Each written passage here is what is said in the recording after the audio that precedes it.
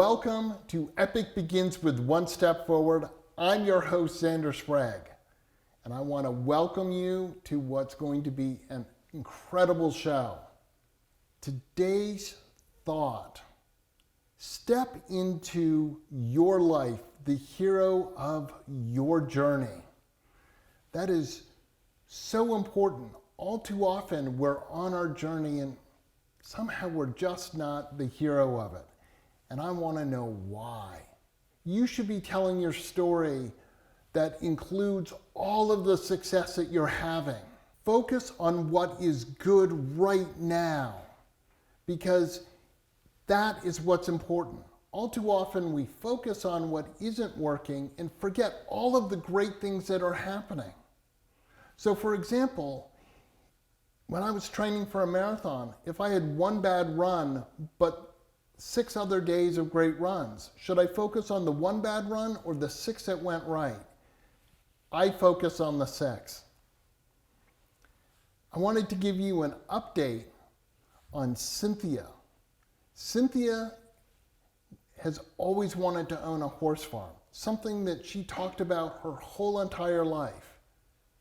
And she was able to make that happen. And oh my gosh, is she happy on this epic journey.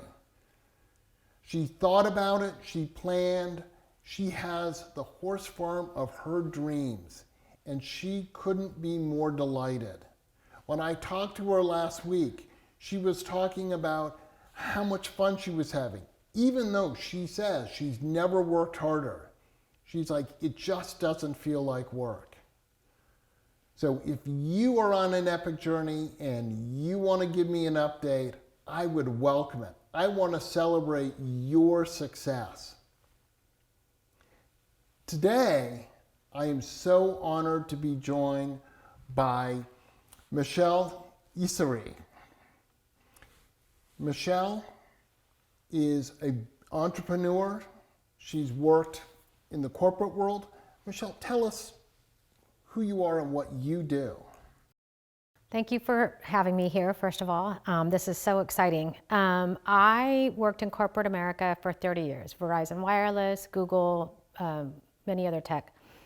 And 15 years ago, I always said, well, if I wasn't doing this, you have those days, if I'm not gonna do this, what am I gonna do? And I always said, oh, maybe I'll open an ice cream parlor. So a few years ago, a close friend of mine who I worked with at Verizon, she was ready also to leave. I decided to leave Google, and I started on a journey, an epic journey, as you say. And I was gonna go into coaching and consulting, and that's what I had planned to do. But this back of my mind, this dream of opening this ice cream parlor and a place for community to go was always there. So together we partnered and we just did the next thing, and we worked on it, and we just did the next thing. And after about 8 months, we opened. So we are open. It's an old-fashioned ice cream parlor and bake shop in Concord. And it's got the black and white floors and the soda fountain and the whole feel. And I can tell you personally, I've been there. The ice cream is wonderful. And it is that old-time ice cream shop feel. And it's wonderful. So clearly, you had that epic dream, and you took that one step forward. What I'm interested to know, Michelle, is how was that first step? Was it as hard as you thought it would be? No. The first step was just, can we do this, and what would it take? And we kind of wrote out a few things, and one was figure out what type of business we want. And the way we approached it was, we would do the next thing that seemed to be the next right thing until we were blocked and we couldn't go forward. And if we were blocked and we couldn't go forward, then we knew we shouldn't be doing this. Right. So the first couple steps, get a lawyer, figure out, build an LLC, incorporate, do that, not too bad. It got harder and more challenging. So where do you open this place? Everyone says location, location. Turns out there's not as many locations as you think. Would it fit in with our look and feel of what we were trying to do? And that was difficult. So that was almost a quitting point. You know, we drove up and down Clayton Road looking for places, but we persevered, went to the next step. You know, get a bank loan, next step. So we just took it one step at a time. But some of those steps had roadblocks, and we had to decide, are we willing to jump over or are we ready to stop? Absolutely. And on any epic journey, there are roadblocks. Sometimes they're detours.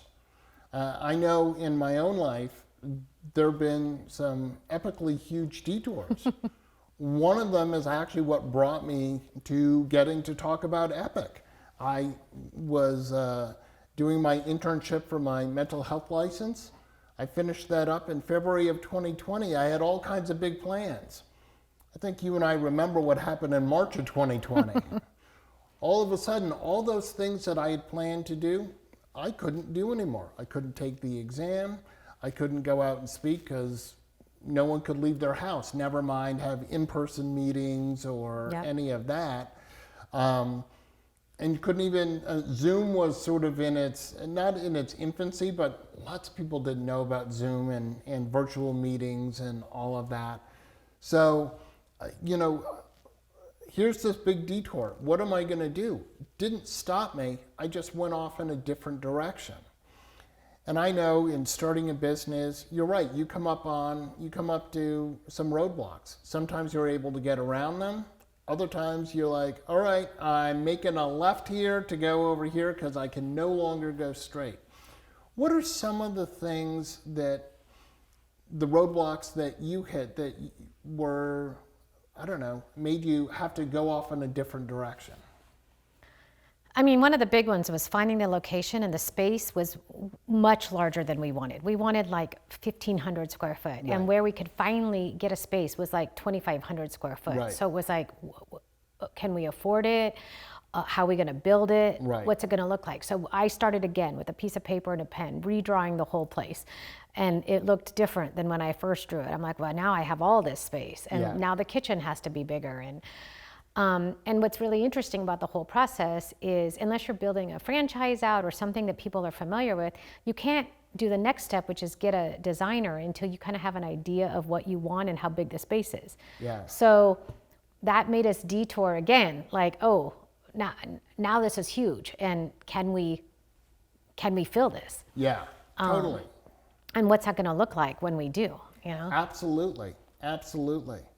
And I want to take a step back for just a moment, because I have to imagine that your time in the corporate world taught you some valuable lessons. Maybe some, I want to do it this way, and some, I prefer not to do it this way. Yeah, so I'd say my time in the corporate world, I mean, what I have learned on this journey is that everything I've done before has actually led me to where I am today, even though I had no idea. Absolutely. So I was actually, when I first left corporate, my plan was to be a coach, an executive coach and a consultant, and that's what I was planning. Sure. So the first detour was, I think I want to open this brick and mortar. I have to put that on hold. And now I have, because it takes a lot more time and effort to open a brick and mortar than you might expect. And we had to build it from the ground up. So I learned a lot. I was a project manager at Google for 7 years, and projects don't go ever exactly how you lay them out. They never do. True.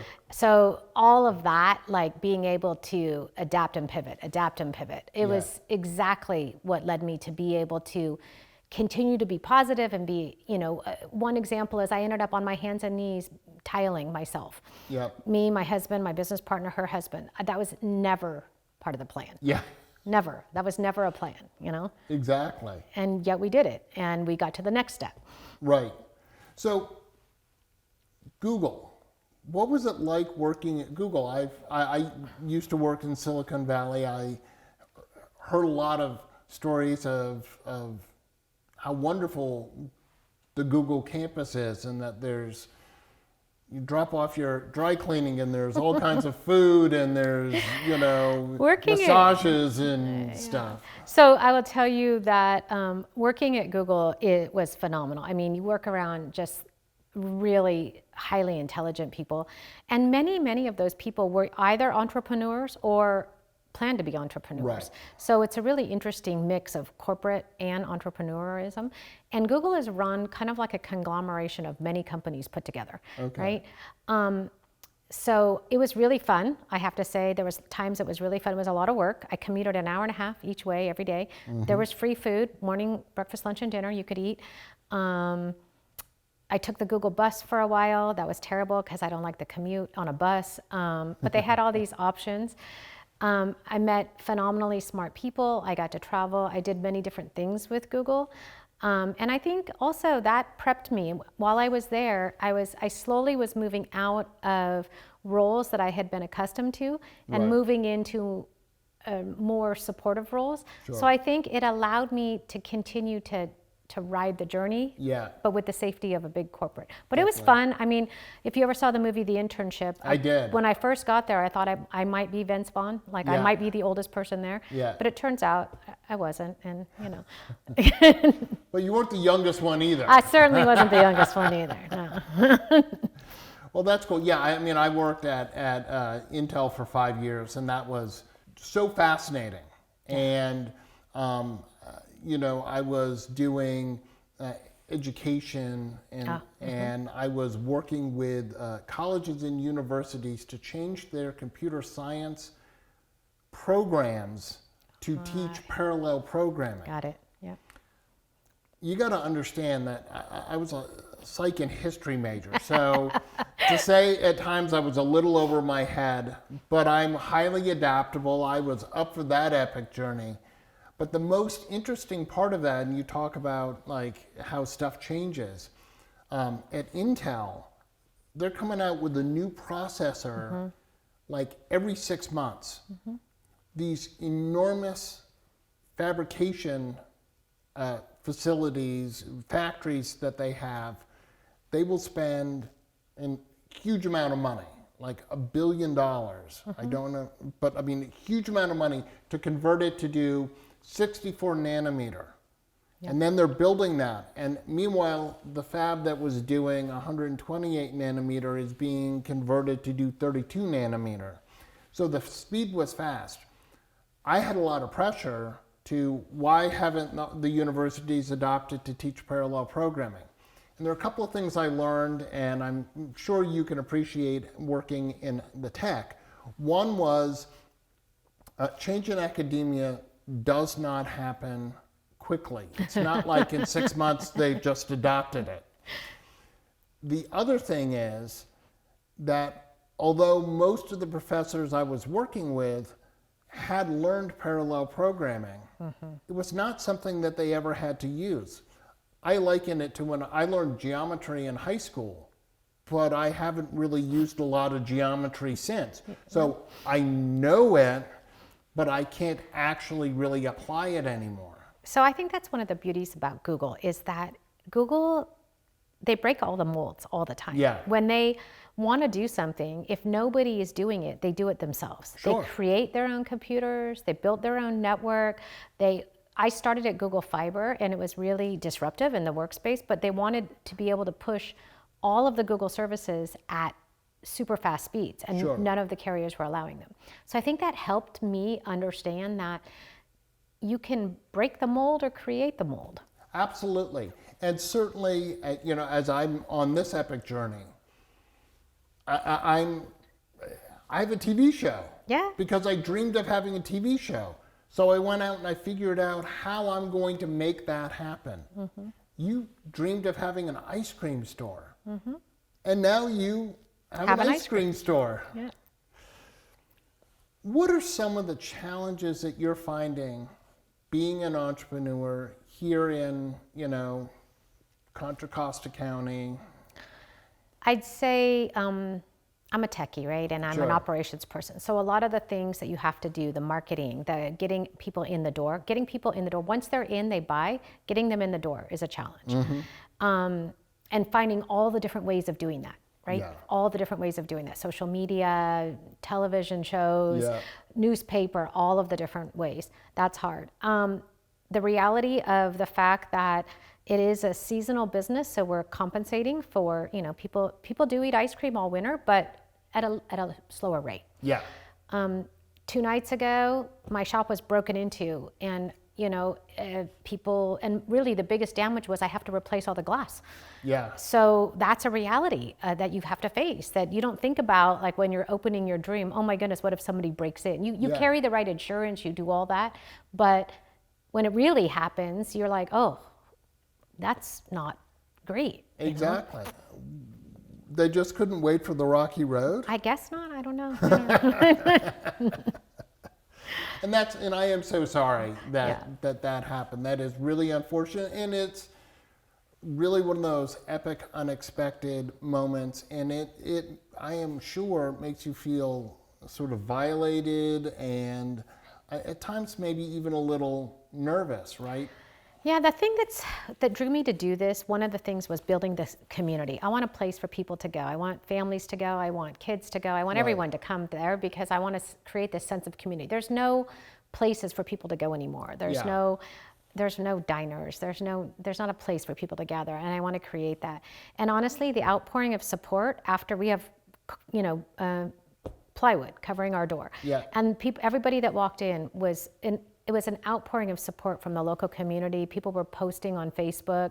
So, that part of it is like there is some lemonade out of the lemons. Absolutely. And people did commiserate, like, oh, like, why do people do stuff like that? Yeah. So, but there are challenges to owning your own business, I would agree with the fact that I've never worked so hard in my life. I've worked hard.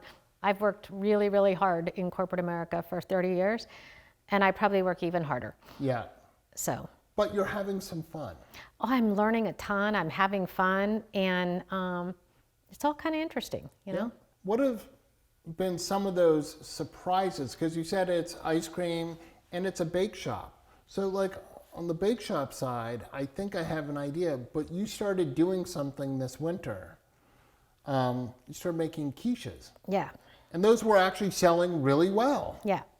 So I think part of the fun of it is to just see it's like an experiment. It's like a constant experiment every day. Like, do they like quiche? Let's try quiche and see what they like. We're about to open for lunch, so we're going to do soups and sandwiches. Are they going to come in for that? Right. And then you have to pivot. Like, we made peanut butter pie in December, and everyone wanted it. And then in January, not one pie. We actually had to throw pie away because nobody wanted peanut butter anymore. Right. And so it's fun and interesting to see how the public, your customers, what they want and what they don't want. Absolutely. And how fickle they are, how quickly it changes. So what have been some of the ice cream flavors that were the surprise where you're like, well, I'll try it, but I don't think people are... Yeah, that's crazy. People come in all the time and ask us for a flavor, and if enough people ask, I'll try to get it. Sure. So grasshopper pie. Yeah. It's like a chocolate mint, but it's more like a Girl Scout cookie. Right. And so people were like, get the grasshopper pie, and I'm like, really? So I got it, and it sells so fast. Peppermint candy because it's only a winter. Peppermint candy. Yeah. Everybody loves peppermint candy. Right. Raspberry sherbet, I can almost not give it away. Wow. Like, they just don't want raspberry sherbet. Right. Which I thought was going to be a great seller. So sometimes you think something's going to be the right thing, and then they're like, no, thank you, we don't want that. Absolutely. And you were talking a little about, advertising, and there's so many different channels and stuff like that. And I know that my experience with social media and stuff is the posts I think people are going to like and will get likes and comments and stuff don't. And then the one that's like, honestly, I call it throw it up there, like I'm just doing something and I'm like, oh, hold on, oh, that was a cool picture, let me just post it to Instagram and Facebook and X and all of that. And that's the one that people really like, and then you're like, but I worked so hard crafting this whole story and it didn't work. And so I've come to the conclusion that we all need to do it, but it is a surprise every day, and that is part of the fun for being an entrepreneur. Yeah, I would say that it's the part that you have to just keep in mind all the time is really you just got to hold life as an experiment. Right? And this whole entrepreneur journey is an experiment. Here's what I like to say, because I talk to people about their epic journeys. Oh, it's so hard. I don't have all the steps. I remind people that when I got up this morning, I did not have all the answers to all the questions I was going to get today. Nope. That didn't stop me from getting out of bed. That is so phenomenal. When we're on an entrepreneur journey, yes, we want to try and anticipate what's going to happen, but we don't know. And kind of like being a parent, you do the best you can. There's no instruction manual. And yeah, there's sound business things that you can do. You can decide how you're going to spend your money, and that's important. But some of it, kind of like people liking peanut butter pie one week and not liking it the next, we don't know. But that is part of that, for me, it's part of the fun, and that is any epic journey that you're on. You don't know how it's going to end. I would say the other piece about that you asked, like, was it really hard to start? Part of it is I have a really good support system. My family was like, yeah, go mom. Yeah. Just do it. And all of the people that I've met throughout this journey, you included, all of the people along the way are like, what can we do to help you? And that to me is phenomenal. Like, that is part of the whole journey. That's what keeps me going. Yeah, and absolutely. Look, I'll be honest. I met Michelle because I went into, I was at the pool store and I'm like, ooh, there's ice cream. Let's go. And I met Michelle and I started to talk to her, and she's so fascinating. And when I was launching the show, Michelle was one of the first people I called and said, will you come be a guest on my show? Because your story is truly epic. It is fascinating. And I enjoy going in, and I can tell you, I get an ice cream and I'm talking to Michelle for half hour, 45 minutes, sometimes an hour, because there's so much that we are sharing and wanting to help each other. Michelle's helping me learn more about chambers of commerce and what they do and how beneficial they can be. Yep. And I know, the Concord Chamber of Commerce has been very helpful for you in getting word out about your business. And networking is so important, isn't it? It's all about community. Yeah. So. Building the community. Yep. I think it's really important. And, and it takes a lot of work. It really does. And for all of us that are in this, like you're yourself, it's about building the community, but it's about giving back too. Yeah. Right? Helping other people. Absolutely. Feels so good to say, oh, I helped someone. And I've always said that knowledge is no good if we don't share it. Absolutely. The best part about knowing something is being able to share it with someone else. And I was in another show. I was talking about being stuck. Don't be afraid to ask for help. And all too often, I think as adults, we're like, oh, I should have the answers. But I found that I could spend for hours trying to solve something, and then I go out to my community, and within minutes, I have the answer. And I think, I just lost 2 hours when I could have had it solved in 5 minutes. Have you found since you opened the shop that, asking for help has actually been a lot easier and a lot better for you? When I do it, yes. I would say that asking for help and even knowing what to ask is part of the journey of going into entrepreneurial. Because in corporate, you're expected to be able to do it, whatever it is. Yeah, even if you have no idea. Even if you don't know, and you figure it out. And so you just keep figuring it out. And it's the same exact behavior, but now there's no expectation. Yeah. So now it's kind of fun. It's like, so does anyone know how to do this social media reel thing? Because, it's not my thing. So I'm trying to figure it out. And you ask people and like, try this, try that. And I'm like, oh. And so people are really willing to help. You just have to know, you just need to be willing to ask. So yes, when I ask, absolutely. Sometimes even when I don't ask, I get help, which is also wonderful. Yeah. And I think I just have to keep reminding myself. It's okay to ask. Keep asking. There's a story that my dad told me.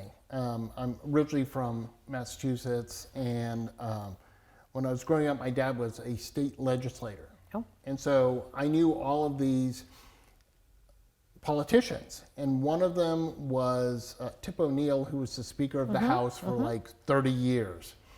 And my dad was someplace where Tip was and was talking to him, and Tip told this story. He said this woman came up to him and said, I didn't vote for you in the last election. And he said, well, why not? She said, you didn't ask. Oh.